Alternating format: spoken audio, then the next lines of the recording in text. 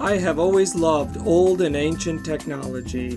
Whether reading about them or looking up historical imagery, I'm just so fascinated by all these great inventions. But one has always caught my eye, the Ironmaiden. And when I saw that Warhammer shares the love of torture as I do, I knew I had to kitbash the Battle Sisters Dreadnought.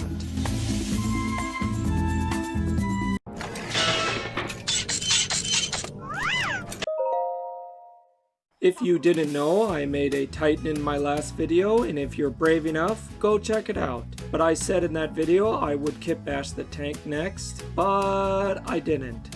Sorry, tank.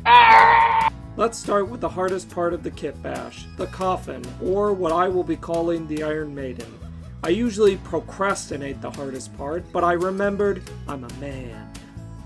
Okay, here's a quick test piece I made. Bruh. It looks booty, but the idea is there, so clay is the answer. I shaped a tinfoil base, then came the clay, which is oven baked. With reference material close by, I sculpted out the shape of the Ironmaiden, being careful on how big I made it, because this is the scale reference for everything else. I shaped out a basic head out of what clay? Been quite cake. I baked it as is, and after that I came in with a knife and quite literally cut the face in. Since the face was baked, I could press it into the soft body and create a nice bevel around the face.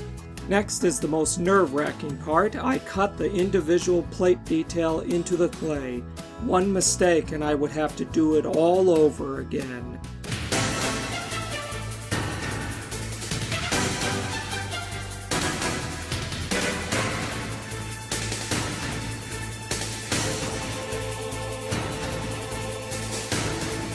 But I managed to get the lines pretty straight, and before I dropped it or something, I baked it. With the Ironmaiden's body shape done, we had our scale reference, and we can start kitbashing the body using some good old garbage. Oh yeah! I started with the pelvis, which I made with Lego tire rims. Next I built upward using pony beads, shish kebabbed over plastic toothpicks. I quickly put together the shoulders, using Legos of course. And just like that, I had a base for the Ironmaiden's body. Moving on, I made a cute church-looking roof using plastic garbage. That's actually one of the reasons why I like the Battle Sisters design. Very gothic church-like, and I'm a big fan of that. I put together a frame for the Ironmaiden to attach to. Then I glued on these plastic filler bits from a coat hanger. Hey look, zip ties! I found them in Kowai's stuff. What else is in here?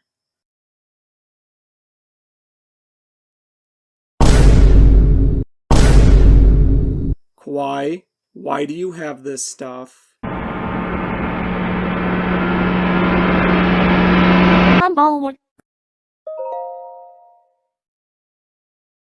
I used the zip ties to make a vent thing. Actually, I made 2 of them, but they blow at being vents. However, they're perfect for giving the model a BBL.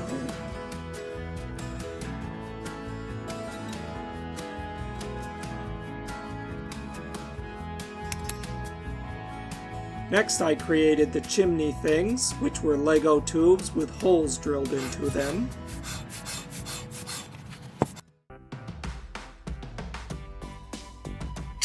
I used air-dry clay to fill in some nasty gaps that I didn't like. And after it was dry, I busted out some crafting foam and dressed this otherwise dull-looking piece of plastic with a more feminine look and style. Because after all, we're handling a lady. Let's make some arms. I started by making the shoulder joint out of a chapstick top and some random toys. And no, I didn't waste the chapstick. I used it all at once. I moved on to making the bicep and elbow bones, played by toys and Legos alike. And I had 2 identical arms halfway done, but the similarities ended there. The right arm gets a cannon made from a pen and other unknown garbage.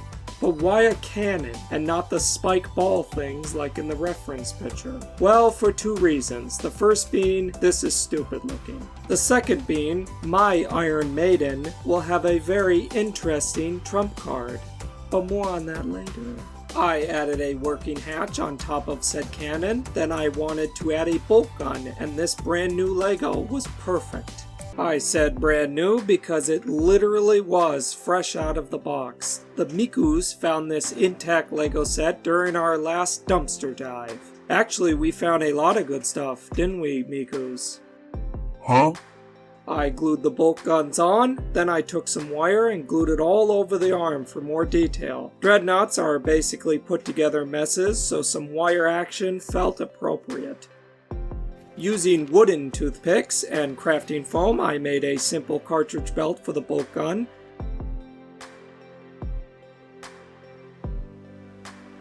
I glued it to a bead and then added it to the arm. Quick test to see if this gun works.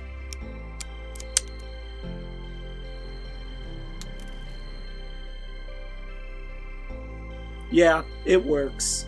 But it's ugly and not accurate to the reference picture. However, you all voted and I have to respect the results. I glued on the shoulder pieces from earlier, then I added this foam strip on which I will attach the spiky ends of these plastic toothpicks.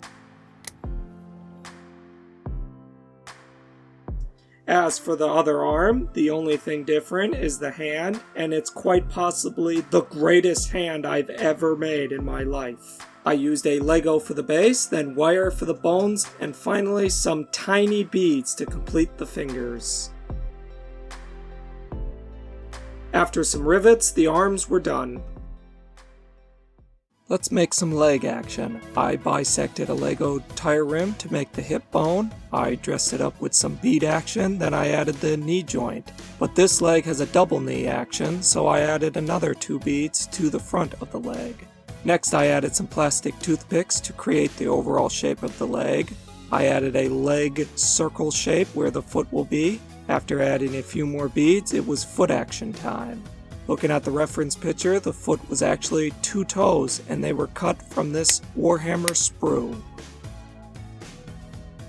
I glued the toes to the ankle, then I added a Lego heel to complete the foot. After some rivets, I added wire to both legs, and they were done. Let's return to the body because it has some problems. First being that it has no rivets, so let's lay some. Now, I went into detail about rivet making in my last video, so if you're curious, go check that out. The only difference with this kitbash was I used a few rhinestones. While I was doing the rivets, I discovered I didn't like the zip tie vents, so I whipped up new ones in the form of Legos. These blow too, but in a good way. I added some more wire for extra detail. Then I added some panels to the front and the body was done. Back to the Ironmaiden, I wanted to add as much detail as possible. It was the most important part of the kitbash, so I followed the reference material as closely as possible.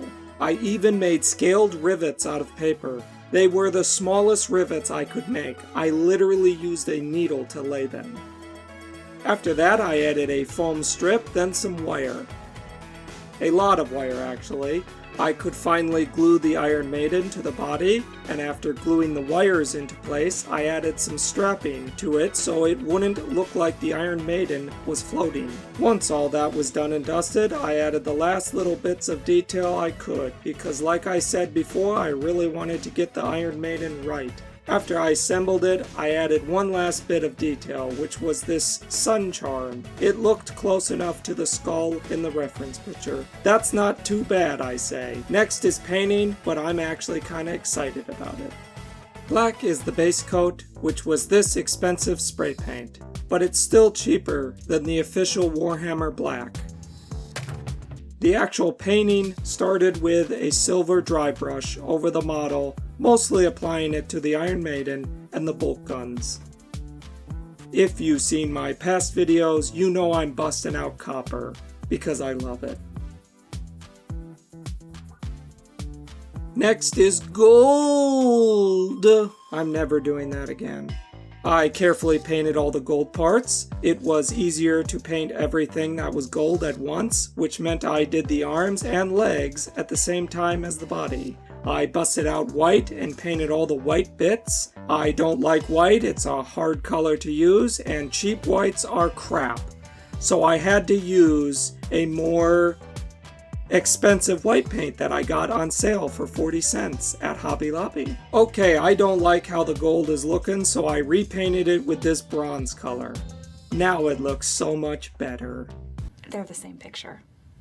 On the note of redoing things, after a closer look at the reference image, this white bit is actually wood. So I got out my balsa wood and fixed the texture look. I returned to painting and added the red to the wires, except when I painted some wires gold. Okay, painting is done. Let's do some fine detailing, starting with drawing on some red cross detail using an acrylic marker. I used the same red marker to color the bolt rounds, and why not, let's add a cute little heart. As for the washes, just a simple black wash to tone down the white will be efficient. Let's assemble. Once again, I'm really happy on how this came out, but it's not done yet. It needs a base. In past videos, I use wood bases and they rock, but I don't have any more wood. So me and the Mikus are going outside to touch grass for the first time in 2 years. Let's go! Hi friends! Today I want to talk to you.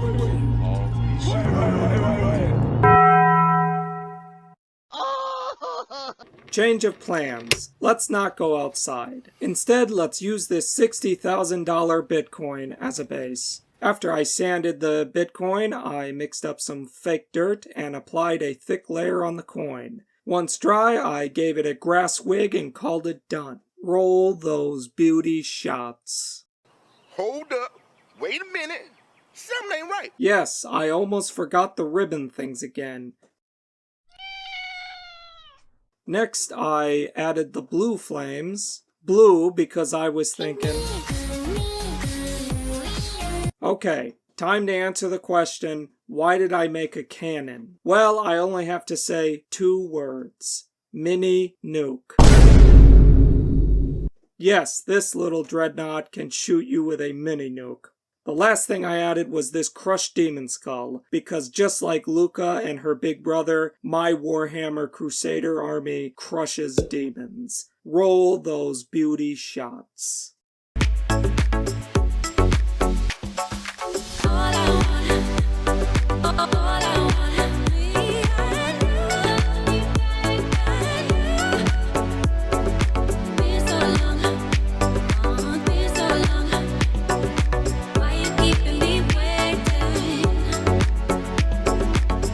You're probably wondering if I named this little Dreadnought, and yes, I did. Her name is Eubell.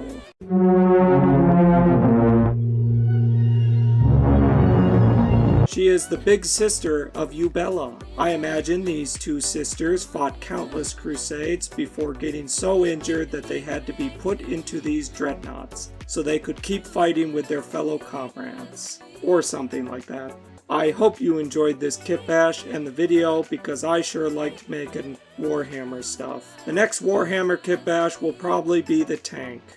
Maybe. So look forward to that. Okay, be kind, rewind, and I'll see you in the next one. Later.